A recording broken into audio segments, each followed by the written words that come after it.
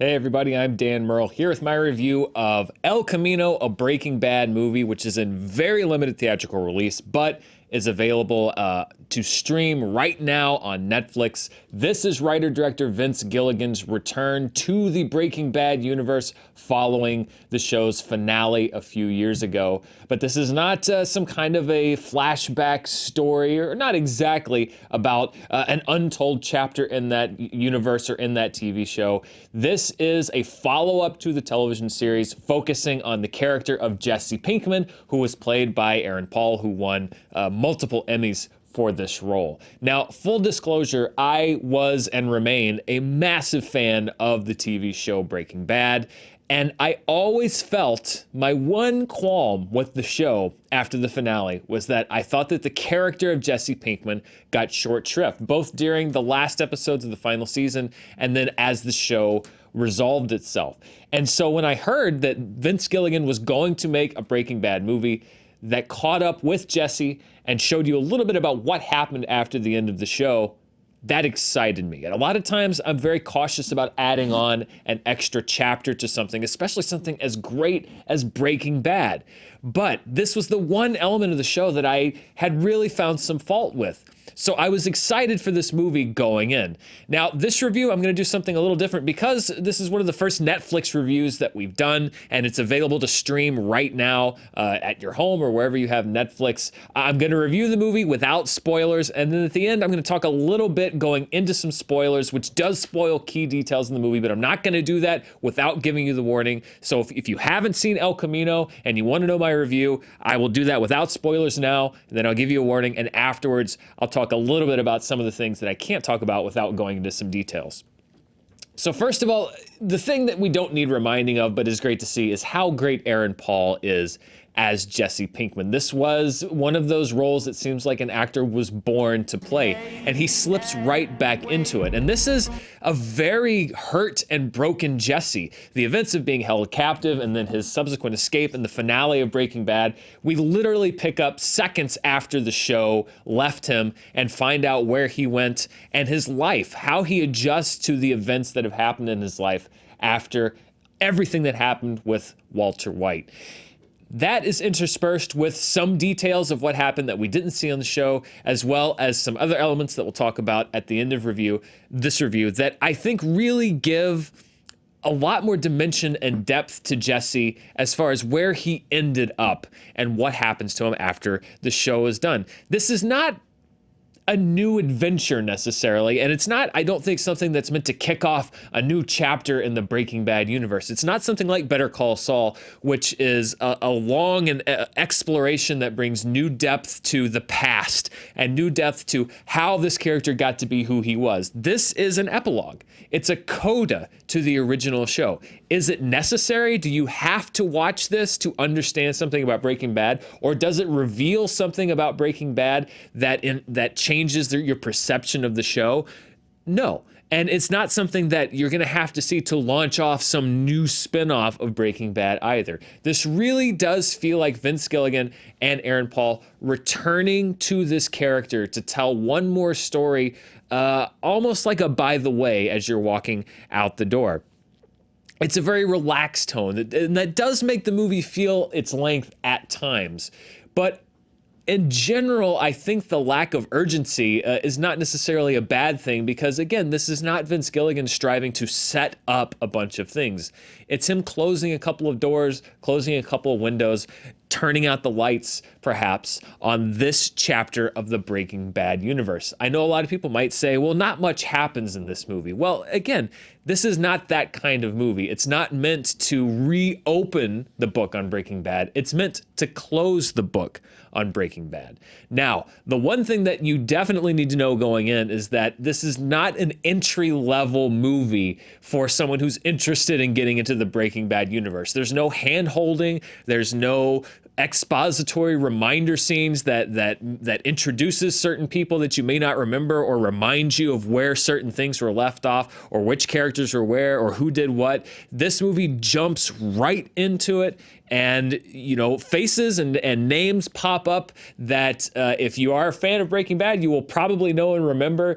There's some deeper cuts that I was certainly appreciated as a fan of the show, but even I've watched the show through 2 or 3 times, had to think on a couple of things and remember, oh yeah, that person was there, that person did that. So don't walk into this thinking that this is going to be something. I don't think they could even fully be enjoyed by somebody who's not a fan of the show, because Vince Gilligan really doesn't do any of that hand-holding. You could easily just jump right from the final episode of the show into this movie, and it wouldn't feel off as far as like, oh, I know that, I already saw that. There's none of that. You are dropped right back into this universe with no reminders whatsoever. So when I'm thinking about this movie, when I think about how I felt, I really do feel, I think there are some pacing issues. There were some times when we were watching some stuff happen that I'm like, I'm not really sure where we're going with this, or why are you showing me this? But ultimately, there was an itch for me as a fan of Breaking Bad that had not been scratched since the finale was done. There was always this lingering question about Jesse Pinkman. And that's not to mean that every character has to have a bow put on it and explained exactly what happened, but he was such an integral part of the show. And then for his finale to have been left so kind of open-ended, it was the one detail that I legitimately thought I would like to know more about.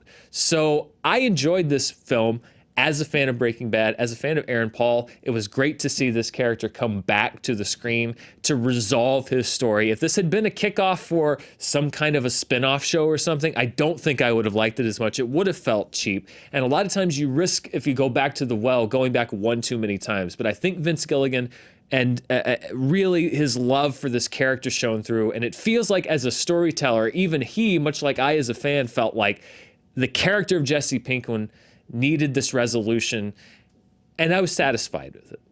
I'm satisfied with it as a fan. There's now a chapter that's been closed, and in many ways now I do feel like the book has been closed on Breaking Bad completely and fully. So for fans of Breaking Bad, I think this is, you're really gonna like this. It's not a 100% necessary thing or a mind blower. It's not one of those things like the Ozymandias episode that's gonna be something that's got twists and turns and all of this action and suspense. It really is a kind of thoughtful meditation on the character of Jesse, and does show you really where his journey wound up in a way that the show itself didn't. If you're not a fan of Breaking Bad, I don't necessarily think that this is going to be a movie that you can dive right into. I even think that, for example, the Downton Abbey movie that just came out is much more accessible to fans who have not seen Downton Abbey than this show is to fans who have not seen Breaking Bad. This really is Vince Gilligan saying, these are for the hardcore fans of the show.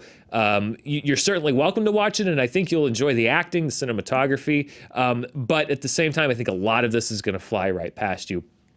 But I enjoyed this film. It's a recommendation from me as a fan of the show. And if you are a fan of the show, I think you're going to like it too. So that's the end of the non-spoiler version of this review. If you haven't seen the movie, if you don't want to be spoiled, you can tune out right now. You've gotten my recommendation. But if you have seen the movie, or if you don't care about spoilers and you just want to know a few more things about who exactly pops up and what exactly happens to Jesse Pinkman, then please continue on. So this is your last warning. From here on out, we're going to be doing spoilers for this review of El Camino. There we go, spoiler alert. So obviously the big question that everybody had going into this movie, will Bryan Cranston come back as Walter White? And as we found out in the concluding minutes of this movie, the answer is yes. Now, I actually was not a big fan of the idea of Cranston coming back because Walter White had a great resolution. And I didn't really know what else you could say with that character that hadn't already been said by the show.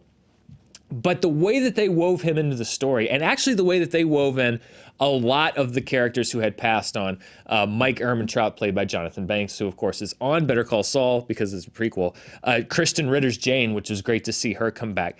And the reason that I was on board with Walter White coming back, first of all, they didn't lead off with it. They left it to the end, which I enjoyed. Secondly, it was so great to see them slip back into those portrayals, not of like the scary person Heisenberg that Walter was at the end of the show, but season 1, season 2 Jesse and Walt, who had that dynamic of the frustrated teacher, the eager student, this kind of naive thing that Jesse had going on as the show started. They slipped so much into that dynamic. You can tell that these are two actors that really love these characters and just went right back into it.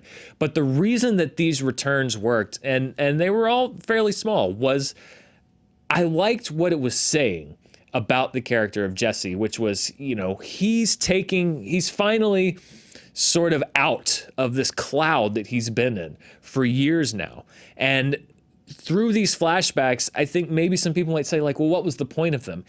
I thought each one of them was, in a way, Jesse returning to a moment of his life with somebody before each one of those people met a tragic end, where they were trying to impart something to him that he didn't listen to at that time, but that ultimately would be the advice that he would need to move on with his life. You look at the scene that opens the film with Mike Ehrmantraut, where they're talking about all the money that they're going to make, and Jesse says, "I'm going to make things right," and Mike says, "That's the one thing you can't do."